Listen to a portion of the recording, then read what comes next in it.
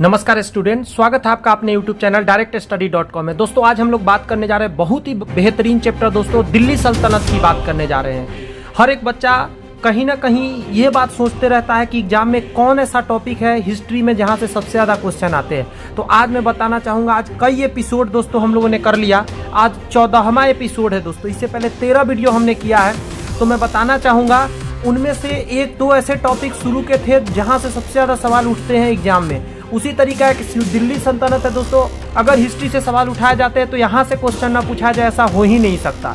तो सोच कर देखिए कितना महत्वपूर्ण है। सबसे पहला प्रश्न है, गजनी का वह प्रथम शासक कौन था जो खलीफा से सुल्तान की उपाधि ग्रहण कर सुल्तान कहलाने वाला प्रथम शासक बना था। यानी खलीफा से सुल्तान में तब्दील कौन हुआ था दोस्तों, सबसे पहला बताना है आपको। तो इसका आंसर आप देंगे दोस्तों, बी आंसर देंगे महमूद गजनवी। जो लोग पहले से पढ़ चुके हैं, अगर आप जवाब दे पाएंगे दोस्तों तो बहुत मुझे खुशी होगी। कमेंट्स में जरूर आप आंसर देंगे दोस्तों। महमूद गजनवी के सभी आक्रमण जो कि 1000 ईस्वी से लेकर 1026 ईस्वी के बीच में सर्वाधिक महत्वपूर्ण आक्रमण कौन सा था। यानी बहुत सारा गजनवी ने आक्रमण किया भारत पे, लेकिन सबसे महत्वपूर्ण कौन था दोस्तों, तो बच्चा जानता है कि इसका सबसे महत्वपूर्ण अगर सोमनाथ मंदिर का आक्रमण था दोस्तों, जो 1025 से लेकर 1026 के बीच किया था। यानी तकरीबन इसके बीच ही किया था उसने। तो ये सबसे ज्यादा महत्वपूर्ण है और बहुत बार एग्जाम में पूछा गया कि सोमनाथ मंदिर पर आक्रमण करने वाला कौन था, तो महमूद गजनवी था। कहता है महमूद गजनवी के भारत पर आक्रमण का उद्देश्य क्या था। महमूद गजनवी आखिर भारत पर आक्रमण क्यों कर रहा था, तो आंसर एक ही है दोस्त इसके, डी, मध्य एशिया में एक बड़े साम्राज्य की स्थापना के लिए धन प्राप्त करना। यानी मध्य एशिया में वो यहाँ से पैसा ले जाता था, धन मंदिरों को लूट कर ले जाता था दोस्तों। महमूद गजनवी के भारत पर आक्रमण के समय भारत आए विद्वान अलबरूनी ने किस महत्वपूर्ण ग्रंथ की रचना की। अलबरूनी के बारे में एग्जाम में कई बार पूछे गए, तो बताइए अलबरूनी ने किस ग्रंथ का रचना किया था। तो 4 का आंसर आप बी देंगे दोस्तों, किताब उल हिंद का रचना किया था। क्या किया था, किताब उल हिंद की रचना किया था। दिल्ली सल्तनत की दरबारी भाषा क्या थी। मतलब दिल्ली सल्तनत की बात करें तो कौन सा वो दरबारी भाषा होता था, मतलब कौन सा भाषा का प्रयोग होता, तो फारसी होता था। शायद इसका भी कोई वर्णन नहीं कितनी बार एग्जाम में आया है, तो सोचिए इंपॉर्टेंट है। तो याद रखिएगा दिल्ली सल्तनत का भाषा क्या था, तो फारसी था दोस्तों। आगरा नगर की स्थापना किसके द्वारा की गई, ये भी आप लोग जानते हैं, कितना बार एग्जाम में पूछा गया। नीचे देख सकते हैं कितना लाइन लगा हुआ है, बहुत बार एग्जाम में आया दोस्तों। आगरा नगर का स्थापना किसने करवाया, तो 6 का आंसर आप लोग डी देंगे दोस्तों, सिकंदर लोदी ने करवाया था। सिकंदर लोदी ने करवाया था। निम्नलिखित में से वह दिल्ली का सुल्तान कौन था जिसकी मृत्यु चौगान यानी पोलो खेलते समय हुई थी। पहले के वीडियो में इसका भी हम चर्चा एक आध बार किए हैं दोस्तों। तो बताइए पोलो खेलते समय कौन मरा था, तो 7 का आंसर पहला देंगे, कुतुबुद्दीन ऐबक मरा था दोस्तों। कुवत उल इस्लाम मस्जिद का निर्माण किसके द्वारा किया गया था। ये जो कुवत उल इस्लाम है दोस्तों, ये मस्जिद है, किसने बनवाया, तो पहला आंसर देंगे दोस्तों, कुतुबुद्दीन ऐबक ने ही बनवाया था। तराइन की पहली लड़ाई जो कि 1191 में हुआ था। पहला नंबर बात तो इसी को आप याद रखिएगा कि तराइन की पहली लड़ाई कब हुआ था, 1191 में हुआ था। निम्नलिखित में किसके बीच हुई थी, कौन दो व्यक्ति था जिसके बीच ये लड़ा गया था, तो तराइन का प्रथम युद्ध दोस्तों 9 का बी आंसर देंगे, मोहम्मद गोरी और पृथ्वीराज चौहान के बीच हुआ था। मोहम्मद गोरी और पृथ्वीराज चौहान के बीच हुआ था। निम्नलिखित में से किस खलजी शासक ने दिल्ली के राज सिंहासन पर बैठने के लिए अपने ससुर की हत्या कर दी थी। यानी ससुर को मारकर कौन वो दामाद था जो बैठ गया था दिल्ली के राज सिंहासन पर, तो 10 का आंसर दोस्तों आप देंगे डी, अलाउद्दीन खिलजी ने ऐसा किया था। रजिया सुल्तान किसकी बेटी थी, बहुत ही ज्यादा बार एग्जाम में आया हुआ, बहुत ही वीवीआई क्वेश्चन है। रजिया सुल्तान दिल्ली सल्तनत की मात्र एक शासिका है जो दोस्तों जो राजगद्दी पर बैठी है। रजिया सुल्तान किसकी बेटी थी, तो 11 का आंसर पहला देंगे दोस्तों, इल्तुतमिश की बेटी थी रजिया सुल्तान। मोहम्मद गोरी विजित प्रदेशों की देखभाल के लिए निम्नलिखित में से किस विश्वसनीय जनरल को छोड़कर गया था। फिर से बोलता हूं, मोहम्मद गोरी विजित प्रदेशों की देखभाल के लिए निम्नलिखित में से किस विश्वसनीय जनरल को छोड़कर गया था, यानी किसके विश्वास पर वो अलग चला गया था, तो 12 का आंसर आप सी देंगे दोस्तों, कुतुबुद्दीन ऐबक पर। और यह कुतुबुद्दीन ऐबक उसका क्या था दोस्तों, तो कुतुबुद्दीन ऐबक जो दोस्त था उसका एक जनरल था। इनके द्वितीय युद्ध में किसने किसको पराजित किया, तो इसमें भी क्लियर हो जाएगा कि किसने और किसने लड़ा और कौन हारा कौन जीता। 14 का आंसर आप डी देंगे कि मोहम्मद गोरी ने पृथ्वी को हरा दिया, मतलब मोहम्मद गोरी पृथ्वीराज को हराया था। सन 1329 और 1330 के बीच किसने तांबे के सिक्के के रूप में प्रमाण स्वरूप मुद्रा सांकेतिक मुद्रा एक टोकन करेंसी प्रचलित कर दिया था? यानी तांबा का सिक्का चलाने वाला कौन व्यक्ति था? तो 15 का आंसर सी आप देंगे दोस्तों, मोहम्मद बिन तुगलक था। दिल्ली के किस सुल्तान को इतिहासकारों ने विरोधों का मिश्रण बताया है? विरोधों का मिश्रण किसको बताया गया? तो सी आंसर देंगे दोस्तों, मोहम्मद बिन तुगलक को बताया गया है। लोधी वंश का अंतिम शासक कौन था? तो आप सब बच्चा जानता है इसका आंसर कि इब्राहिम लोधी था। इनाम भूमि किसे दिया जाता था? इनाम नाम का जो भूमि है वो किसको दिया जाता था? आंसर आप देंगे दोस्तों, विद्वान और धार्मिक व्यक्ति को दिया जाता था भूमि, उसको इनाम भूमि कहा जाता था।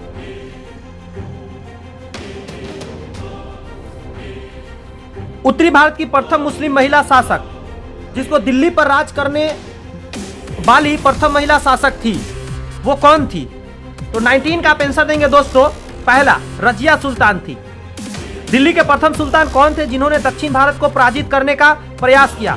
दक्षिण भारत को हराने का प्रयास करने वाला कौन व्यक्ति था? तो 20 का आंसर आप देंगे दोस्तों, अलाउद्दीन खिलजी था। यात्री इब्न बतूता, इब्न बतूता कहां से आया था?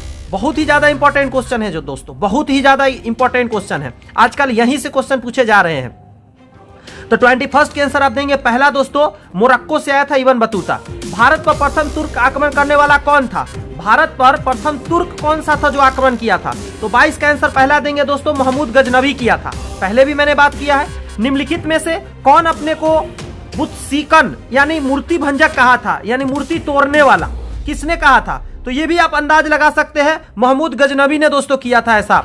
महमूद गजनवी ने कौन से उपाधि धारण किए? महमूद गजनवी ने कौन से उपाधि धारण किए?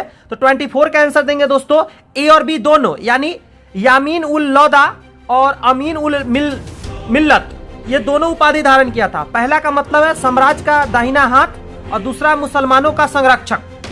यह महमूद गजनवी ने धारण किया था उपाधि। महमूद गजनवी ने भारत में प्रथम आक्रमण किस राज्य के विरुद्ध किया था? मतलब किस राज्य में आकर सबसे पहले आक्रमण किया था? तो 25 का पहला आंसर देंगे, हिंदू शाही यानी ब्राह्मण शाही राज्य में किया था। हिंदू शाही राज्य की राजधानी क्या थी? तो 26 का आंसर आप देंगे दोस्तों, पहला उदभंडपुर या ओहिंद कह सकते हैं या बहिंद कह सकते हैं, यानी कई नाम है इसके।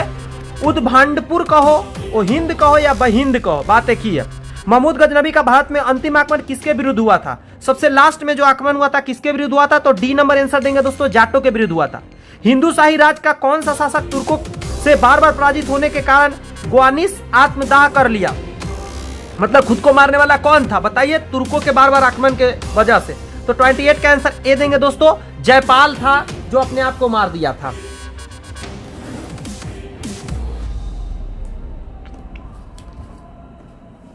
महमूद गजनी किस वंश का शासक था? महमूद गजनवी किस वंश का था? यह भी इंपॉर्टेंट है, महमूद गजनवी के बारे में पूछा जाता था। 29 का आंसर आप डालेंगे दोस्तों, पहला यामिनी वंश का था। महमूद गजनवी के साथ भारत आने वाला इतिहासों में कौन शामिल नहीं था? मतलब कौन नहीं आया था? बहुत इंपॉर्टेंट क्वेश्चन है दोस्तों। 30 का आंसर आप डालेंगे, पहला गलत है और सब सही है, तो सही वाला पर फोकस कीजिए। किताब उल हिंद का लेखक अल-बरूनी आया था, राइट, पहले क्वेश्चन में देख चुके हैं। तारीख ए यामिनी का लेखक उत्बी आया था, तो एकदम राइट, उत्बी भी आया था। तारीख ए सुबुक्तगीन के लेखक बैहाकी आया था, तो ये भी राइट है। अल-बरूनी आया, उत्बी आया और बैहाकी आया, 3 क्वेश्चन इसके साथ लगा हुआ है। अल-बरूनी द्वारा लिखा गया किताब उल हिंद था, उत्बी द्वारा लिखा गया तारीख ए यामिनी था, बैहाकी द्वारा लिखा गया तारीख ए सुबुक्तगीन था। दोस्तों तीनों क्वेश्चन एकदम फारू है, माइंड में सेट करिए इसको, जरूरत पड़े तो वीडियो थोड़ा सा बैक करके इसको दोबारा देखिए। महमूद गजनवी के आक्रमण के परिणाम स्वरूप कौन सा शहर फारसी संस्कृति का केंद्र बन गया? यानी फारसी संस्कृति का केंद्र कौन सा बना जो महमूद गजनवी ने उस पर आक्रमण किया? तो आंसर 31 का आप देंगे दोस्तों, पहला लाहौर। दोस्तों निम्नलिखित में से किसने ढोल की तेज आवाज के साथ एक महिला का अपने पति की चिता के साथ स्वतः को जला देने की दृश्य का भयानक चित्रण किया है? तो 32 का आंसर आप देंगे दोस्तों, पहला देंगे इब्न बतूता। भारत में मुस्लिम राज का संस्थापक माना जाता है, भारत में मुस्लिम लाने का संस्थापक किसको माना जाता है? तो 33 का आंसर पहला देंगे, मोहम्मद गोरी को माना जाता है। ये इंपॉर्टेंट याद रखिएगा, मुसलमान आज है इंडिया में तो किसके वजह से है? मोहम्मद गोरी के वजह से। कितने इक्तादारी प्रथा चलाई, मतलब कौन वो व्यक्ति था जिसने इक्तादारी प्रथा चलाई थी? दोस्त 34 का आंसर देंगे सी दोस्तों, इल्तुतमिश ने चलाया था, इल्तुतमिश ने चलाया था दोस्तों।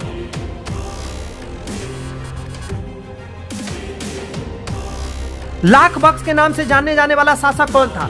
Super hit question. Lakh Bakhsh किसको कहा गया? एक ऐसा व्यक्ति था जो बहुत ज्यादा दान किया करता था, लोगों को बहुत ही ज्यादा दान किया करता था, लाखों दान करता था, इसलिए उसको लाख बक्स कहा गया दोस्तों। 13वीं सदी में सेना का सर्वोच्च अधिकारी कौन होता था? तो 36 का आंसर दोस्तों देंगे आप बी, खान कहलाता था दोस्त। भारत में गुलाम वंश का संस्थापक कौन था? Super hit question. आंसर होगा दोस्तों कुतुबुद्दीन ऐबक। गुलाम अगर वंश का संस्थापक कोई है तो कुतुबुद्दीन ऐबक है। अब कैसे ऐसे हुआ समझिएगा। मोहम्मद गोरी का ये क्या था दोस्तों? तो ये था गुलाम। तो गुलाम वंश का संस्थापना किया कुतुबुद्दीन ऐबक। और बताना चाहूंगा आगे के प्रश्न में मिलेंगे ही, ये राजगद्दी पर नहीं बैठा था कभी भी। ठीक है, आगे बढ़ते। कुतुब मीनार के कार्य को किसने पूरा करवाया? शुरू तो करवाया था कुतुबुद्दीन ऐबक ने करवाया था। शुरू करवाने वाला कुतुबुद्दीन ऐबक था कुतुब मीनार का काम, लेकिन इसको फाइनल करवाने वाला इल्तुतमिश था दोस्तों। जी हां, 38 का आंसर आप देंगे इल्तुतमिश। निम्नलिखित में से दिल्ली का पहला तुगलक सुल्तान कौन था? तुगलक सुल्तान कौन था दिल्ली का? तो 39 का आप आंसर देंगे दोस्तों गयासुद्दीन तुगलक। यही जो था दिल्ली का क्या था? पहला तुगलक सुल्तान था गयासुद्दीन तुगलक। पंजाब के हिंदू शाही राजवंश को किसने स्थापित किया था? पंजाब के हिंदू शाही राजवंश के जो स्थापित करने वाला कौन व्यक्ति था? तो 40 का आंसर आप लोग देंगे दोस्तों बी देंगे कल्लर। कल्लर ने क्या किया था? हिंदू राजवंश पंजाब में डाला था।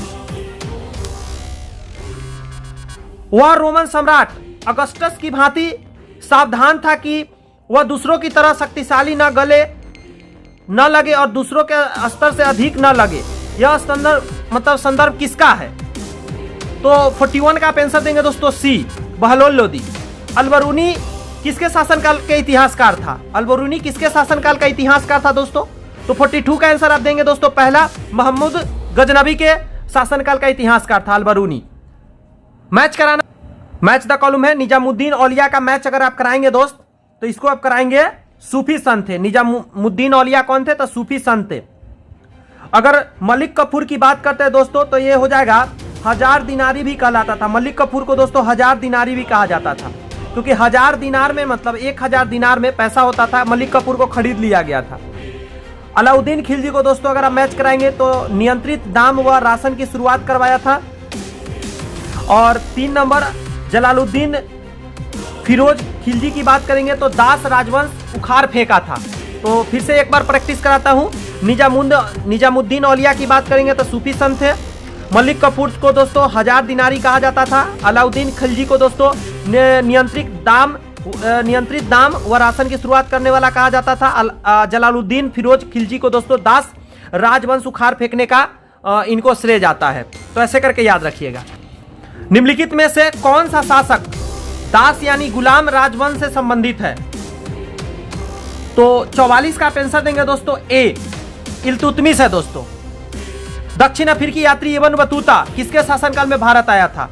इब्न बतूता से रिलेटेड बार बार एग्जाम में पूछा जाता है, किसके शासनकाल में आया था? तो 45 का आंसर क्या देंगे दोस्तों? सी देंगे, मोहम्मद बिन तुगलक के समय आया था। मोहम्मद बिन तुगलक के समय में इब्न बतूता आया था भारत में। महमूद गजनबी ने भारत पर कितनी बार आक्रमण किया? यह क्वेश्चन तो कभी मत भूलिएगा दोस्तों कि महमूद गजनबी कितनी बार आक्रमण किया था? तो 17 बार किया था। 46 का आंसर क्या देंगे दोस्तों आप? कि 17 बार आक्रमण किया था। किसने अपने आप को खलीफा घोषित किया था? खलीफा, जी हाँ, खुद को खलीफा किसने कहा था? तो 47 का आंसर डी देंगे, मुबारक शाह खलजी जो था दोस्तों, इसने अपने आप को खलीफा कहा था। लोदी वंश का संस्थापक कौन था? कौन था वो व्यक्ति जो लोदी वंश बनाया था? तो आप देख रहे हैं पहला ऑप्शन इब्राहिम लोदी लिख कर दिया है। इब्राहिम लोदी इसलिए लिख कर दिया ताकि आप गलत आंसर मारो। आंसर हो जाएंगे बहलूल लोदी। बहलूल लोदी था वो संस्थापक था दोस्तों।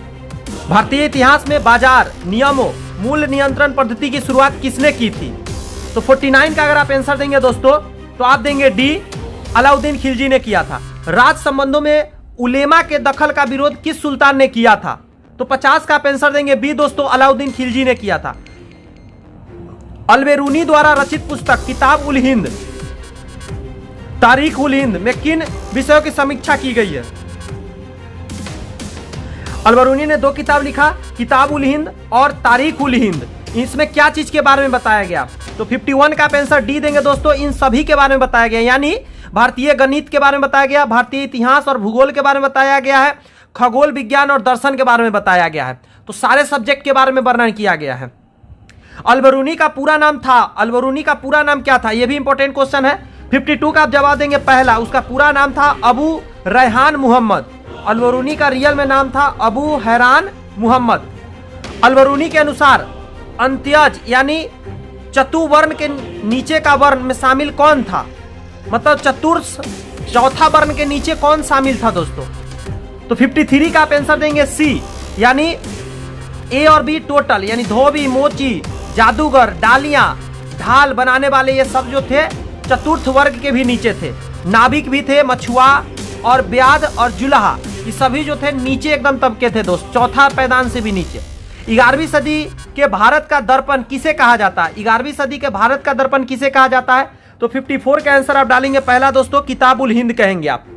वह हिंद का युद्ध 1008 से 1009 निम्नलिखित में से किसके बीच लड़ा गया था।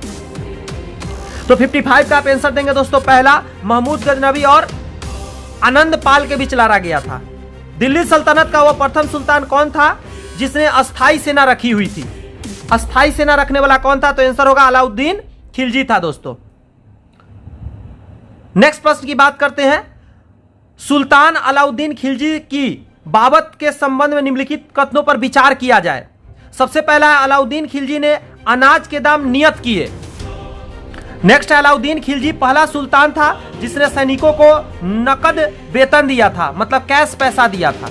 अलाउद्दीन खिलजी के शासनकाल में किसानों द्वारा दिए गए भू राजस्व का अंश फसल के आधे तक बढ़ा दिया गया था।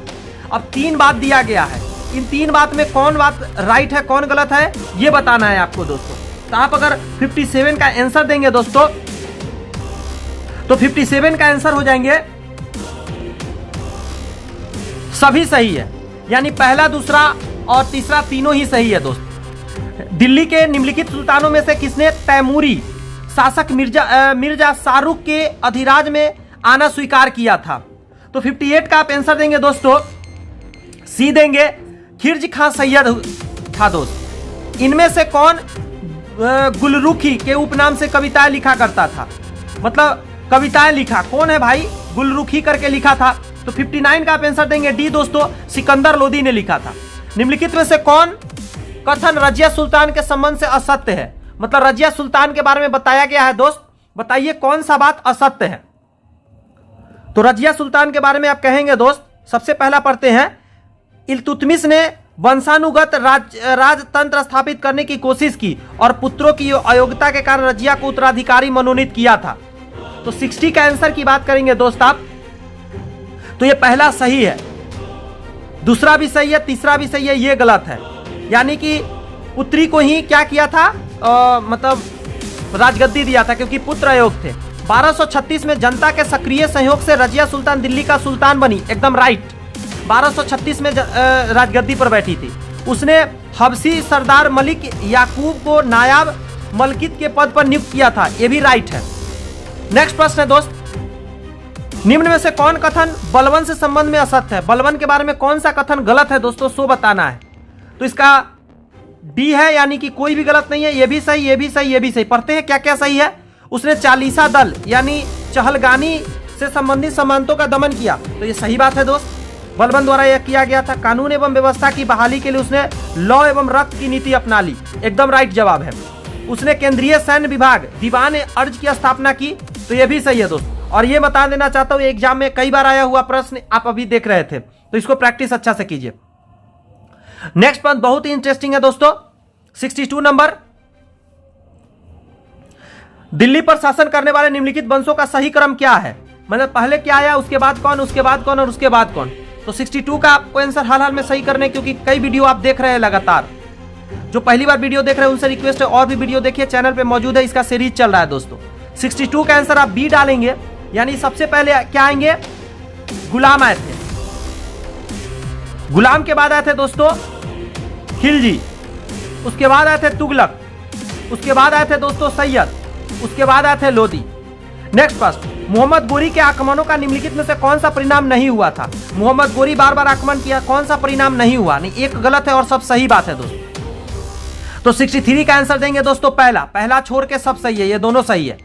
तो देखिए, भू राजस्व के प्राप्त आर्थिक साधन अब प्रत्यक्ष रूप से शासक के हाथों में केंद्रित हो गया, राइट बात है।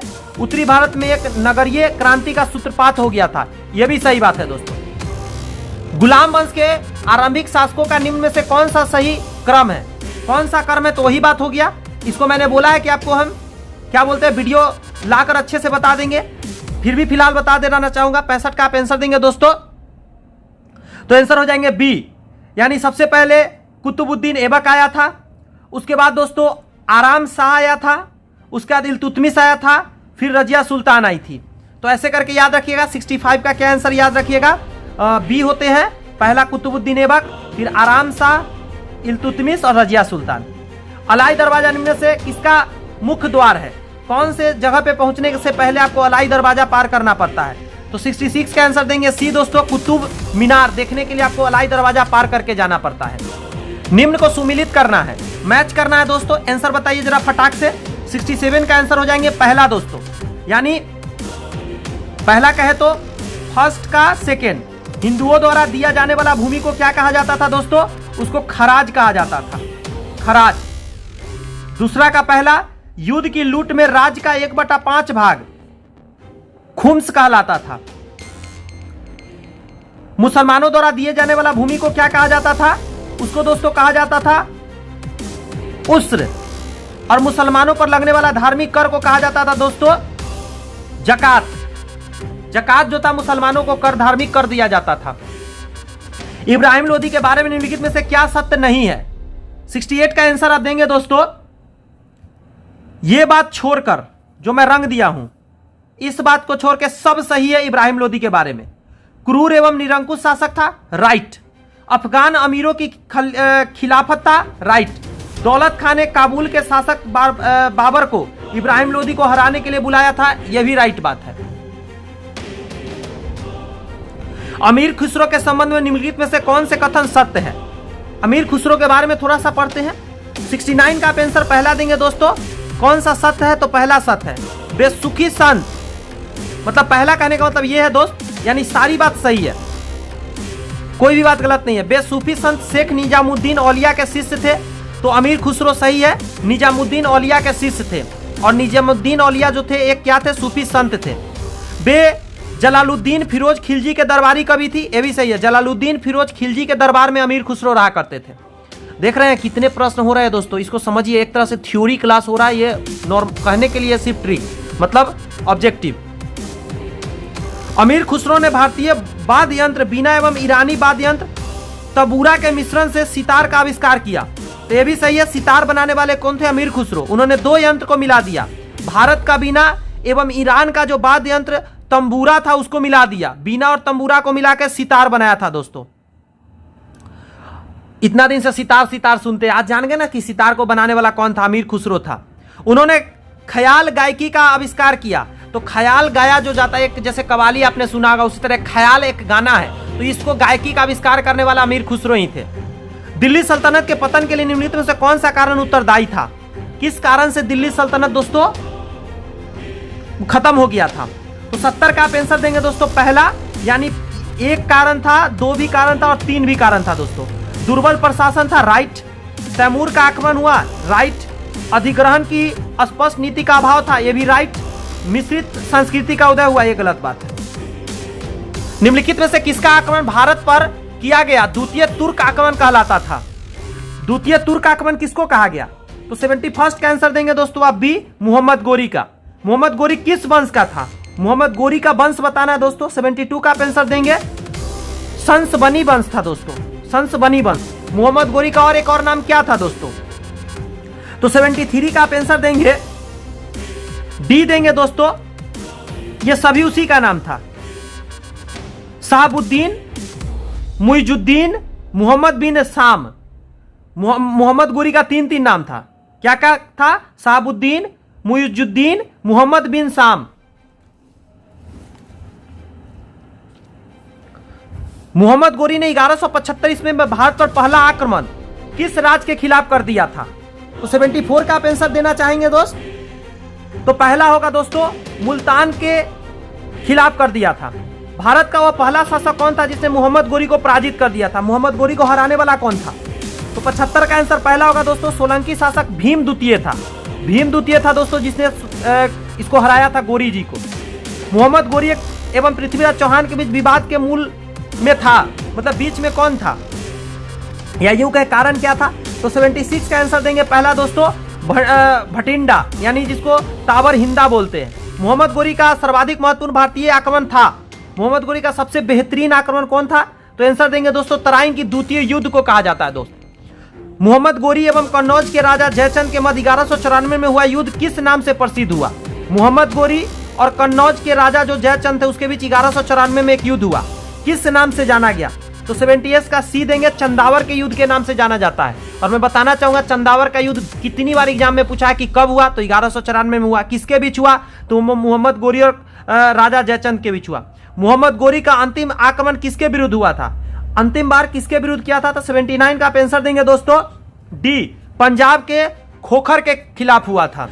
तराइन का द्वितीय युद्ध ऐसा निर्णायक युद्ध समझना चाहिए जिसने भारत पर मुसलमानों की आधारभूत सफलता निश्चित कर दिया।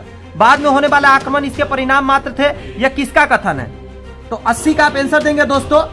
आप पहला देंगे B.A. स्मिथ ने यह बात कह डाला था।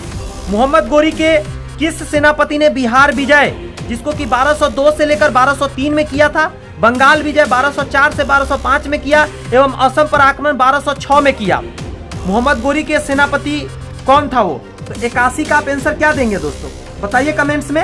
आप आंसर देंगे दोस्तों इख्तियारुद्दीन मोहम्मद बिन खतियार खिलजी। ये इतना बड़ा नाम है दोस्तों, जी हाँ, ये उस व्यक्ति का नाम है जिसको सेनापति था मोहम्मद गोरी का।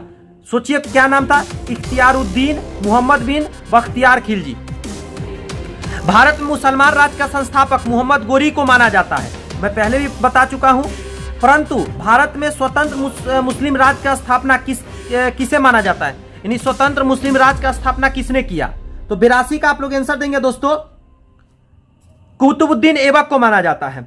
अलाउद्दीन खिलजी के आक्रमण के समय देवगिरी का शासन कौन था, अलाउद्दीन खिलजी जब आक्रमण किया तो देवगिरी का शासन किसके हाथ में था, तो 83 का आप क्या आंसर देंगे, तो आप पहला देंगे दोस्तों रामचंद्र देव था। जब उसने राजस्व प्राप्त किया तो वह शरीयत के नियमों और आदेशों से पूर्णतः स्वतंत्र था। बर्नी ने यह कथन किसके लिए कहा था, तो इल्तुतमिश के अलाउद्दीन खिलजी के लिए कहा था दोस्त। सल्तनत काल में भू राजस्व का सर्वोत्तम ग्रामीण अधिकारी था, तो 85 का आप आंसर देंगे दोस्तों पहला चौधरी था। तैमूर के आक्रमण के बाद भारत में किस वंश का राज स्थापित हो गया था, तैमूर जब आक्रमण किया तो भारत में कौन सा वंश आ गया, तो 86 का आंसर बी देंगे दोस्तों सैयद वंश आ गया था। निम्नलिखित में से किस सुल्तान के दरबार में सबसे अधिक गुलाम थे, तो आंसर देंगे फिरोज तुगलक के दरबार में थे। निम्नलिखित में से किस सुल्तान ने बेरोजगारों को रोजगार दिया था, बेरोजगार लोग को रोजगार देने वाला कौन था दोस्तों, तो 88 का आप लोग आंसर क्या डालेंगे, आप सी डालेंगे फिरोज तुगलक था। निम्नलिखित में से किस सुल्तान ने फलों की गुणवत्ता सुधारने के लिए उपाय किया था, फल जो होते थे उसका गुणवत्ता किसने अच्छा किया था, 89 का बी देंगे फिरोज तुगलक ही था। नालंदा विश्वविद्यालय के विनाश का कारण कौन था, यह वेरी वेरी इंपॉर्टेंट है दोस्तों, नालंदा विश्वविद्यालय को नाश करने वाला कौन था, 90 का आंसर पहला देंगे दोस्तों मुसलमान ही था जो नालंदा विश्वविद्यालय को पूरा नाश के छोड़ दिया था। तबकात ए नासिरी का लेखक कौन था, तबकात ए नासिरी किसने लिखा, तो 91 देंगे दोस्तों आप आंसर देंगे सी मिनहाज उस सिराज आंसर देंगे आप। अलाई दरवाजा का निर्माण किस सुल्तान ने करवाया था, अलाई दरवाजा बनाने वाला कौन था, तो 92 का आप आंसर देंगे दोस्तों सी, वो था अलाउद्दीन खिलजी था। कुतुबुद्दीन ऐबक की राजधानी क्या थी, कुतुबुद्दीन ऐबक ने राजधानी कहां बना रखा था, तो 93 का आप आंसर क्या देंगे दोस्तों, आप देंगे ए लाहौर को बना रखा था। अलाउद्दीन खिलजी के प्रसिद्ध सेनापति में किसकी मंगोलों के विरुद्ध लड़ते हुए मृत्यु हो गया था, तो 94 का आंसर पहला देंगे जफर खां का। इस वीडियो में इतना ही दोस्तों, नेक्स्ट वीडियो में दोस्तों इसका पार्ट 2 लेकर आऊंगा क्योंकि इसमें बहुत सारे प्रश्न हैं, तो 2 वीडियो में इसको संभालना आसान रहेगा। बस इतना ही कहूंगा दोस्तों, अगर वीडियो पसंद आती है तो लाइक जरूर कर दीजिएगा, कुछ मित्रों में जरूर शेयर कीजिएगा। पहली बार वीडियो देख रहे थे तो इसको मैं कहूंगा चैनल को सब्सक्राइब करके बेल आइकन दबा लीजिए, क्योंकि नेक्स्ट पार्ट आएगा और आप उसका प्रैक्टिस अच्छे से कर सकते हैं। बहुत सारे स्टूडेंट को देखता हूं आज के डेट में परेशान है, तो बस इतना ही कहूंगा, पहले पढ़ाई कीजिए लुसेंट से और आइए हमारे साथ प्रैक्टिस कीजिए और देखिए कि आप कितना जवाब दे पाते हैं। मजा आता है, मिलके हम लोग काम करते हैं। तो मिलते हैं नेक्स्ट वीडियो में, तब तक के लिए all the best. Thank you friends, keep signing.